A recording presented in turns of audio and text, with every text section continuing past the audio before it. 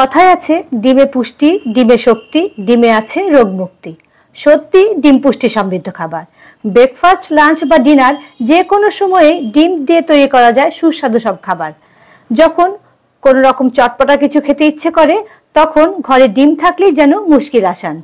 চিরচেনা poach, omelette, French টোস্টের বাইরেও বৈচিত্র্য বা সব লোভনীয় আইটেম বানানো যায় ডিম দিয়ে। ডিমের ডেভিল খুবই জনপ্রিয় একটা স্ন্যাক্স, তবে আজ তথাকথিত সেইভাবে ডিমের ডেভিল বানাচ্ছি না, বানাবো একটু অন্যরকম ভাবে। আর তার জন্য পুরো ভিডিওটা কিন্তু শেষ পর্যন্ত দেখতে হবে। নাম দিলাম সেজন্য স্টাইলিশ ডিমের ডেভিল। চলুন তাহলে দেখে নিন আজকের রেসিপি। গ্যাসে একটা কড়াই বসিয়ে বা ফ্রাই প্যান বসিয়ে দিয়ে দিলাম 3 চা চামচ সাদা তেল। তেল গরম হয়ে গেছে, দিয়ে দিলাম বড় দেখে দুটো পেঁয়াজ কুচি। আমি আজ দুটো ডিমের ডেভিল করব, তাই বড় দেখে দুটো পেঁয়াজ দিলাম।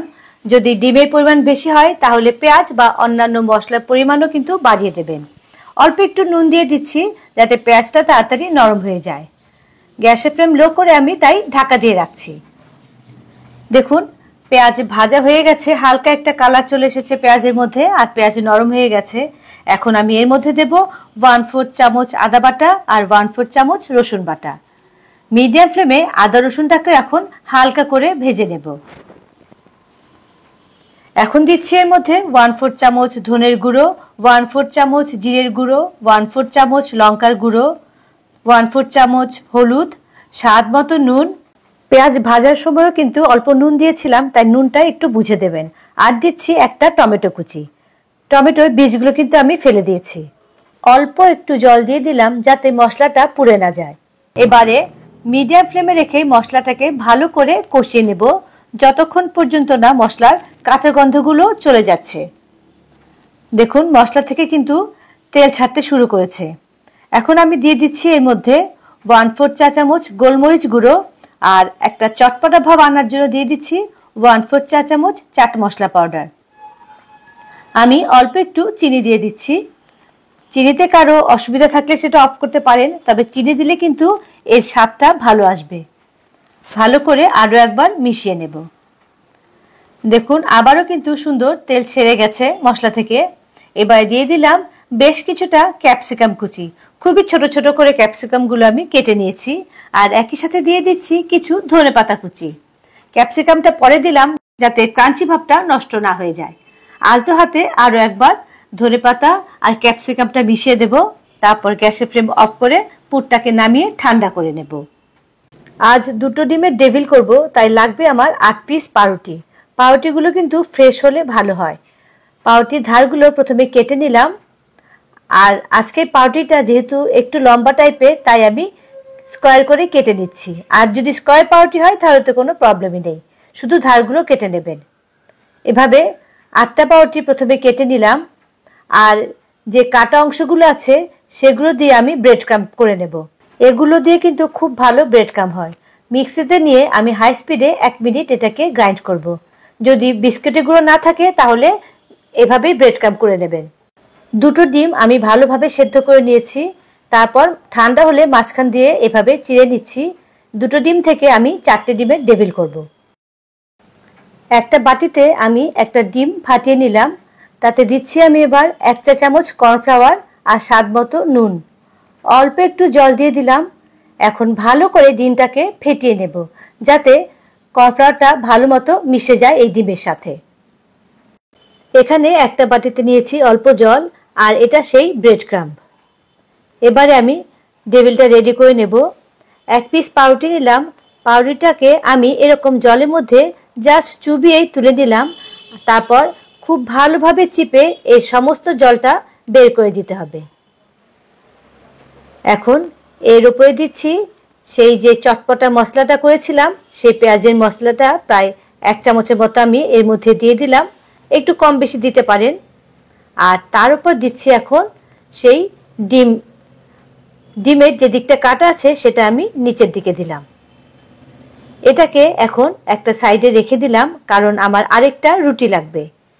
এজন্য আরেকটা পাউরুটি নিয়ে সেটাকেও জলে ডিপ করে সাথে সাথে তুলে নিলাম, আর হাত দিয়ে খুব ভালোভাবে এটাকে চিপে জলটা বের করে দেব। তারপর এর উপরে বসিয়ে দিলাম। এখন আস্তে আস্তে এটাকে চপের শেপ দিয়ে নেব। পাউরুটিগুলো যেহেতু ভিজে নরম হয়ে আছে, তাই এটাকে চপের শেপ দিতে খুব একটা কষ্ট করতে হবে না। আর যদি পাউরুটির সাইজ খুব বড় হয় তাহলে কিন্তু একটা পাউরুটি দিয়েই এই চপটা করে নিতে পারবেন।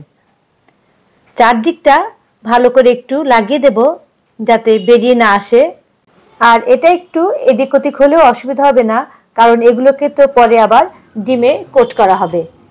এভাবে সবগুলো চপ প্রথমে আমি রেডি করে নেব। ভাজার জন্য কড়াইতে বেশ কিছুটা সাদা তেল দিয়ে দিলাম। তেলটা গরম হতে থাকুক, ওদিকে চপগুলো এখন প্রথমে আমি এই ডিমের মধ্যে ভালো করে একটু ডিপ করে নেব। তারপরে বিস্কুটের গুঁড়ো ভালোভাবে কোট করতে হবে। একটু চেপে চেপে এই বিস্কুটের গুঁড়োটা এর মধ্যে আমি কোট করে নেব।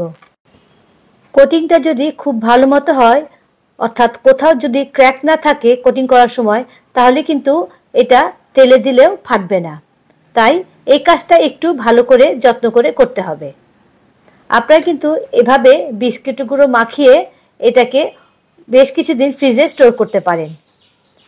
এভাবে সবগুলো প্রথমে আমি রেডি করে নিয়েছি। এটাকে প্রথমে কিছুক্ষণ হাওয়াতে রেখে একটু শক্ত হতে দেবেন, তারপরে ফ্রিজে কোনো এয়ারটাইট কন্টেনারে করে ভরে প্রিজার্ভ করতে পারবেন 4-5 দিনের জন্য। এদিকে তেলও গরম হয়ে গেছে, এবারে আস্তে করে আমি এটাকে ছেড়ে দিচ্ছি। ডেভিলের সাইজগুলো কিন্তু অনেক বড়, তাই সাবধানে তেলে ছাড়বেন যাতে তেল ছিটে না আসে। তেলে ছাড়ার সাথে সাথে কিন্তু এগুলোকে কোনো রকমই নাড়াচাড়া করা যাবে না। প্রায় 1 মিনিটের মতো নিচের দিকটা হয়ে যাওয়ার পর আমি কিন্তু আস্তে করে উল্টে দিচ্ছি। মিডিয়াম ফ্লেমে রেখে এগুলোকে ভাজবো। ভেতরের পেঁয়াজ আর ডিম তো অলরেডি রান্না করাই আছে, শুধু ওপরে পাউরুটি আর ডিমের কোটিংটাকে ভাজতে হবে। তাই মিডিয়াম টু লো বা মিডিয়াম ফ্লেমে রেখে এগুলোকে ভাজতে হবে, তবে কিন্তু ওপরটা একদম মচমচে হবে। উল্টে পাল্টে চারদিক দিয়ে এটাকে লাল করে ভেজে নেব। এর চেয়ে আর কড়া করছি না, এবারে এগুলোকে আমি তুলে নেব।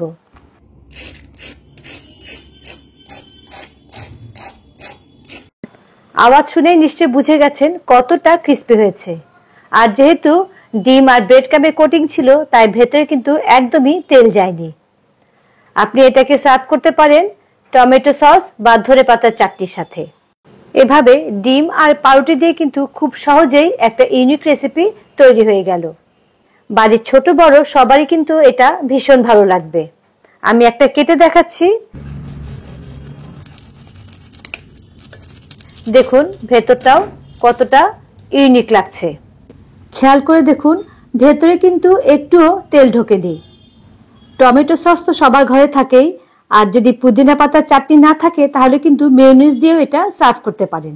কেমন লাগলো আমার আজকের রেসিপি লিখে জানাবেন, আর রেসিপি ভালো লাগলে বাড়িতে অবশ্যই এভাবে ট্রাই করবেন।